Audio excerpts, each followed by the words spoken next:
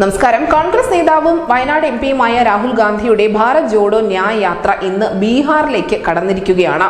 ഏതാനും മണിക്കൂറുകൾക്ക് മുൻപായിരുന്നെങ്കിൽ ബീഹാറിൽ രാഹുൽ ഗാന്ധിയെ സ്വീകരിക്കുന്നതിന് വേണ്ടി മുൻനിരയിൽ ഉണ്ടാവേണ്ടിയിരുന്നത് നിതീഷ് കുമാർ തന്നെയായിരുന്നു. എന്തായാലും INDA മുന്നണി രൂപീകരിക്കാൻ ഉൾപ്പെടെ മുൻപേ നടന്ന നിതീഷ് കുമാർ ആണ് ഇന്നലെ NDAയുടെ മുഖ്യമന്ത്രിയായി ബീഹാറിൽ വീണ്ടും സത്യപ്രതിജ്ഞ ചെയ്തിരിക്കുന്നത്.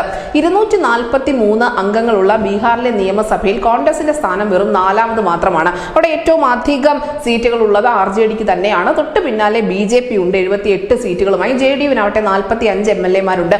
കോൺഗ്രസിന് വെറും 19 MLAമാർ മാത്രമാണുള്ളത്. ഇന്നലെ മുതൽ തന്നെ ചില അഭ്യൂഹങ്ങൾ പരന്നിരുന്നു. കോൺഗ്രസിന്റെ ചില MLAമാരെ കാണാനില്ല എന്ന തരത്തിൽ. കാരണം ഈ രാഹുൽ ഗാന്ധിയുടെ ഭാരത് ജോഡോ ന്യായ് യാത്രയ്ക്ക് തൊട്ട് മുൻപായി അതിന്റെ ഒരുക്കങ്ങളും മറ്റും വിലയിരുത്തുന്നതിന് വേണ്ടി കോൺഗ്രസ് പാർട്ടി ഒരു യോഗം വിളിച്ചു ചേർത്തിട്ടുണ്ടായിരുന്നു. ഈ യോഗത്തിൽ ആകെയുള്ള 19 MLAമാരിൽ 10 പേർ മാത്രമാണ് പങ്കെടുത്തത്.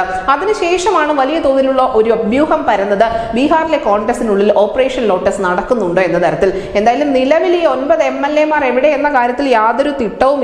അതുകൊണ്ട് തന്നെ രാഹുലിനെ സ്വീകരിക്കാൻ ആളുണ്ടാകുമോ എന്ന കാര്യം കൂടി കണ്ടറിയണം. നമുക്കറിയാം, ഇന്നലെ ബംഗാളിൽ BJPക്കും തൃണമൂൽ കോൺഗ്രസിനും ആധിപത്യമുള്ള പ്രദേശങ്ങളിൽ ഉണ്ടായിരുന്ന ഈ രാഹുൽ ഗാന്ധിയുടെ ഭാരത് ജോഡോ ന്യായ് യാത്രയുടെ പോസ്റ്ററുകൾ വ്യാപകമായി നശിപ്പിക്കപ്പെട്ടിരുന്നു. എന്തായാലും ഇന്ന് രാവിലെയാണ് ബംഗാളിലെ ഉത്തർ ദിനാജ്പൂർ ജില്ലയിലെ സോനാപൂരിൽ ആരംഭിച്ച യാത്ര 11 മണിയോടുകൂടി ബീഹാറിലെ കിഷൻഗഞ്ചിൽ എത്തിയത്.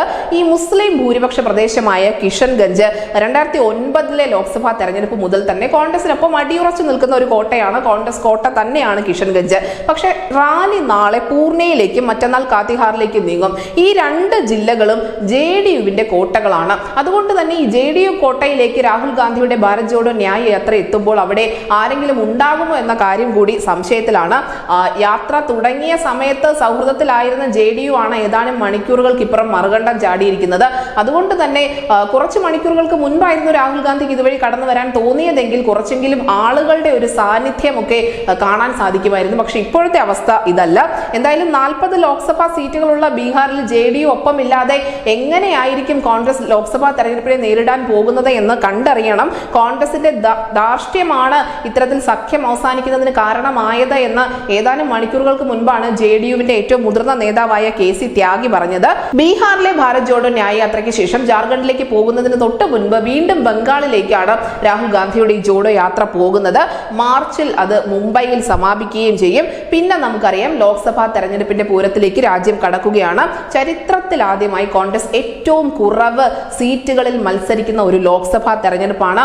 ആ ലോക്സഭാ തെരഞ്ഞെടുപ്പ് കോൺഗ്രസിന്റെ ഭാവി കൂടി തീരുമാനിക്കുമെന്നുറപ്പാണ്. News desk Malayalam.